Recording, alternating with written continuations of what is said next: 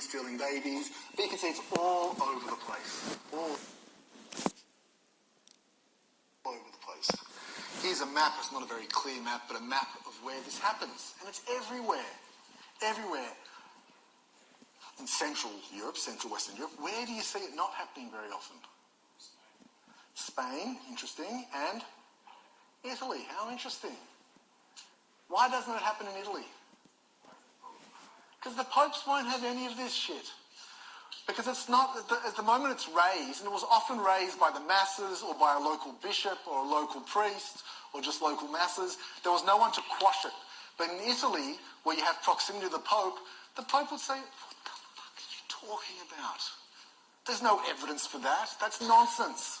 And so it's very interesting that you actually find the Jews rather protected from these kind of crazy accusations the closer you are to the Pope. Yeah, Pam? When did the Jews start living in ghettos? That won't be till 1520s or so. We'll get there. That's the last slide of today. We'll get there. Not yet in ghettos. But they are in Jewish areas. So you'll have in Germany, and you'll still in Yasmin, you can tell us this, you still have Judenstrasse, Judengasse, you have in some medieval towns that are still standing. You have the Jewish street. So that's just where the Jews live. In the same way, I live in the hood with my peeps, but you cross, but there's no wall around us, yeah, so it's all good. But you cross Buran and Glen Huntly, and all of a sudden it's Indian. You go on this direction, and it's Jewish. Different communities tend to live where they, with their own peeps. So the Jews were definitely doing that, but ghettos, where they're forced behind a wall, that won't happen until the 16th century. But we did see, you'll recall, remember when the Bishop of Speyer wanted to set up the town charter? He built a wall around the Jews, but for protection, not to keep them away, but for their own protection. That will change in the 16th century. Yeah, there.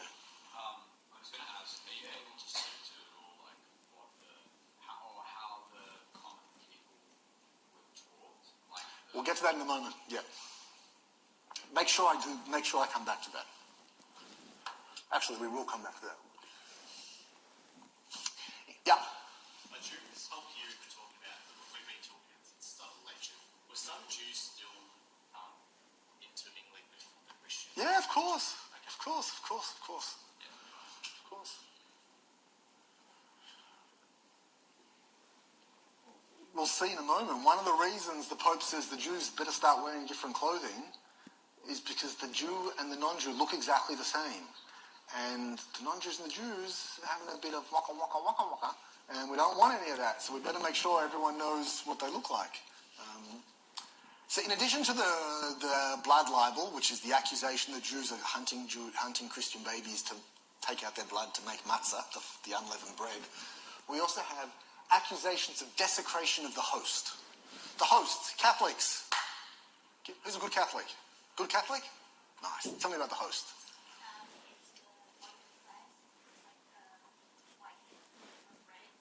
It's like a small piece of matzah, yeah?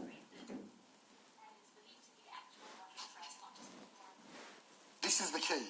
The actual body of Christ. It's not a symbol. It's believed to undergo some miraculous transformation into the actual body of Christ. It's the single most powerful ritual, probably, that the Catholic Church has. Because if you're a believer, you are ingesting into yourself the body of God. So in terms of mystical transformation of the outside, it's a very, very powerful ritual. But, again, there's a big question mark over it. Your average Joe Blow, and we find lots of texts amongst Catholic and amongst clergy. Really? Is it literal? Is it metaphorical? Is it symbolic?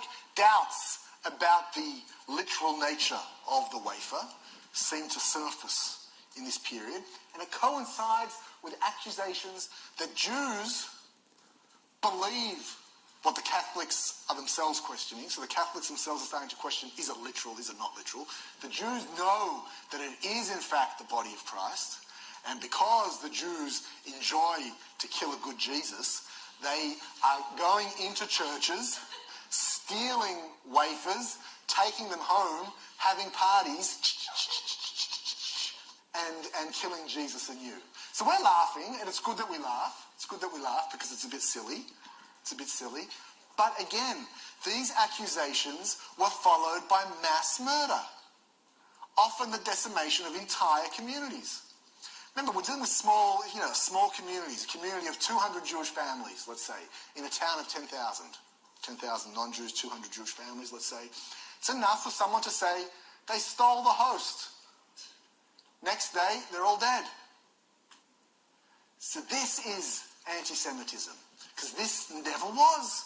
It's a totally illogical, fantastical belief. The Jews believe that the wafer is in fact the body of Christ, therefore they're stealing it and they're killing Jesus anew. And it's represented in art all over the place.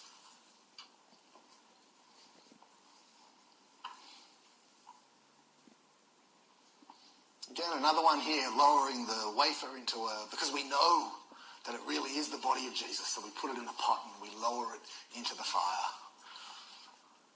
Or this is one of my favourites. I mean, you can't really see the detail of it, but it's like a comic strip of the very famous account in Passau, I assume it's in Germany, just by its name, but it might be, I'm sure it's in Germany, of Jews who got some Christians to sell them some wafers, and then they start doing some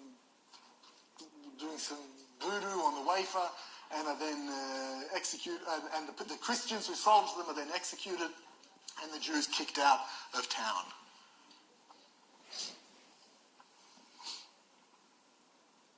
So in addition to the events themselves, think for a moment about the representation of these events in art. Theo asked earlier, what does your average Joe Blow know? All right, it's one thing what the Pope knows. The Pope is educated, he's read his New Testament, he knows his New Testament, he knows his Old Testament, he knows his papal bulls, he knows his Augustine, he knows all of that stuff. But your average Joe Blow Christian of 12th and 13th century was illiterate, didn't read the gospel, didn't own a gospel. So what they knew was largely a function of visual culture. Visual culture. So if you go to the church, and the church has a big wooden carving of the Judensaal, or it has this in it, this is where you get your knowledge of what the Jew is. Yes? We'll come back to that in a moment as well, Theo, and amplify that a little bit. So again, another map showing where these desecration of the host libels take place. And what do we notice once again? So it's in the central, it's a very central European thing. Where isn't it happening?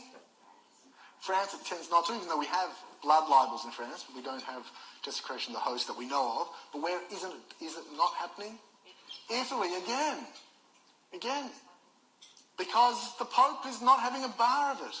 Because the Pope knows it's nonsense. So we want to distinguish between the elite and the masses and your local bishops and so on. Going very quickly, and we know that this is also going to feed into when we get to the Black Death. Yes, in 1348, in the 14th century, the Jews will be accused of poisoning the wells. And again, same deal, enough for a simple accusation, and this happens all over the place. All over the place. Jews will be accused and will be murdered as a consequence. Okay, so remember one of the pictures we saw, the Jew holding a bag of money? Yes? And I think I said to you that the only I never remember which class it is. They always tell the same story over and over. But the only anti-Semitism I've ever really experienced in my life, on the footy field, that doesn't count because what happens on the footy field stays in the footy field, and that's all right, was when some skinheads threw some coins at me. What the fuck? Where does that come from, this association of Jews and money? Trust me, I am so poor. I don't own a house. I'm like a poor academic. So where does it come from? Where does this stereotype... And it's grounded in a certain reality.